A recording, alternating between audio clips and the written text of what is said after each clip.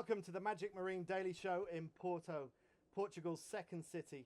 My name is Andy Rice, and joining me today is Justus Schmidt from Germany, Dave Hughes from USA, and Thomas Lobeer from Brazil. So welcome, boys.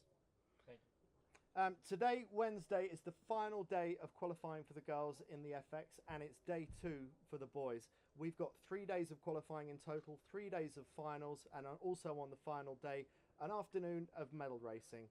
We've got lots of coverage of the European Championships. We've got the Gold Fleet races being covered by live GPS tracking, and we've got live TV broadcast on Friday, Saturday and Sunday. And also send in your comments, questions to the 49er Facebook page and tweet us either on @int49er or @SalJuice. That's my SalJuice moniker on Twitter. So if you want to get us that way, just let us know your thoughts, ask any questions, and we'll get back to you on those.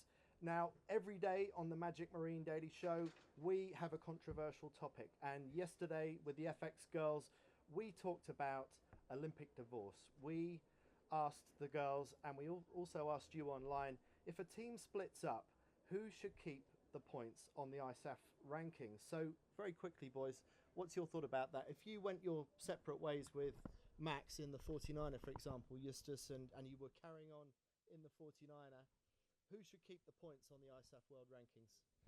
Well, first of all, I think this for us especially will never be a case because we're working pretty good as a team, and I really cannot imagine to sail without Max. And well, to me, I don't really think that the points really should be carried because you're working as a team, and only the team is winning and not one of the teammates. So if the team splits, maybe the points should be gone for everybody. Well, we heard that point of view from Giulia Conti yesterday. Let me just update you at the moment with, as it stands on the poll on 49er.org, the Helms on 9 votes, the crew on 2 votes, and a split between the two, 18. So crews, what's going on here, Thomas? I mean, we got only 2 votes for the crew, 9 for the Helm. That's complete bollocks. Well, you better get online and start voting. Yeah, I will today. I didn't know there was a poll going on. I will cast my vote in. But I think like you just said, it's equal rights, and I think the new classes like the Nacra and the 49er, they don't even have a distinguish between both sailors. Anyone can helm. You can swap between races if you want to. So I think that's really clear how important both sailors are in the boat. So if you change one, it's a completely different setting, and I think you should restart your rankings. It's not the only problem with our current system, but I think that's already an improvement and a small one to make. It would really help the whole system work better, I think. Well, we should keep on talking about it. I mean, everyone seems to have a slightly different view, so we're not going to resolve it right here today. Let's get on to our controversial topic for today, and that is, which system produces a nation's best Olympic chances? Is it trial by regatta, or is it a selection by an expert panel? And Dave Hughes, welcome. You've just won the 470 European Championships in Denmark last week, so firstly, congratulations for that. Thank you very much. We're very pleased to have you here. You're here coaching some of the US 49er sailors. That's right. I, after packing up the container after the Europeans, I flew right down here. So no rest for the weary.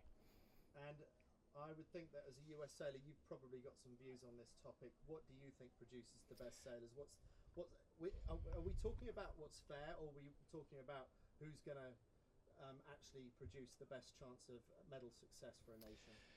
Yeah, I mean, this is certainly a topic that the U.S. has wrestled with, particularly in the last couple quads. We used to be a single regatta-based format, and that produced some obvious results, meaning, some people who we knew were likely to go to the games ended up winning their trials, and then we also had some surprises. So that's where the single regatta format ran into some problems, and they've since gone into another style of selection, which includes two regattas. The challenge, I think, is that there is no perfect system, and I've racked my brain about it, as any sailor here has. I do believe that the most transparent system is best. In the U.S., by law, actually, we have to have a transparent system that everyone can enter, and there is no selection committee. But of course, you have some problems with that as well. What do you mean by law? There is this thing called the Ted Stevens Act in the United States that governs sports, and essentially it means anybody who is interested in the Olympic process and wants to put their hat in the ring should be able to. Of course, they may not be able to meet the international standard or the U.S. Olympic standard, but they should be able to start at least the process of going to whatever the Olympic trials are for the United States. Thomas, obviously we know that Brazil is going to have a 49er on the start line at Rio 2016, and you want to be in that 49er. Yeah. But tell us about the trials process. When does your trials begin and when does it end? It's a very hot topic. We just had the selection for the test event, and it was really a difficult one to make. Currently, Brazil has a subjective selection. There's a committee made up of former sailors, people who used to work with administration in sailing community in Brazil, and it's a new system for Brazil. It's the first time they're trying it, based on other federations that have done a good job before. My personal view is that both systems have pros and cons, really strong ones. There's no perfect one, like said here, but for the development of the country's sailing, I think the subjective one is better, because it enables the federation to better allocate resources and have people train with each other more. I think we just got caught up in the transition from having a single regatta or 2 or 3 regattas just to have have the ties resolved into the subjective one. So I think us and Marco, our adversaries in this, we got caught up in this and we are not sharing that much.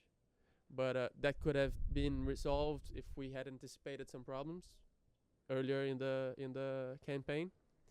But I'm really sure that whatever it's going to be quite fair, because we've had a lot of development in the last 3 years, and I'm sure that either us or Marco is going to have a really good result. So for the country itself, I think it's been a really good system. For us, it might be disappointing or not.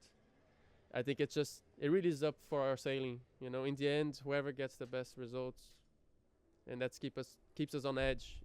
Doesn't make us just be in one place training for this specific situation. Make us do the whole tour, and that's what the country needs. And what does Germany need, Justus? What does Germany have at the moment? How does your system work?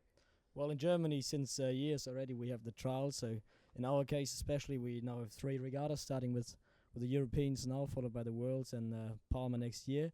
And to me, I also would agree to these guys that there for sure is no perfect system. There always is some space for different opportunities, and there will also be. So, but in this case, I really like that it's the trials for us, because the decision in the end will be just based on facts, and everybody has the same chances. And you also provide, as the federation and for the teams, that the teams are really pushing each other until the end of the qualification. And in our case, especially now with Eric and Tommy as a very strong training partner, we're sharing all the information and knowledge we have, also by contract, but also because our philosophy is like that. And our aim in the end is just to send the team which is performing best and will perform best at the Olympic Games. And you're doing well so far in the Europeans. You won Kiel Week, and so you seem like you're on a bit of a roll. But Eric Hull and Thomas Plussel won last year's European Championships. So I guess you're looking to give the selectors a headache. Well, Eric and Tommy, they're pretty strong guys, and for sure they are like the German favorites team to be nominated for the Olympic Games. You're my favorite team.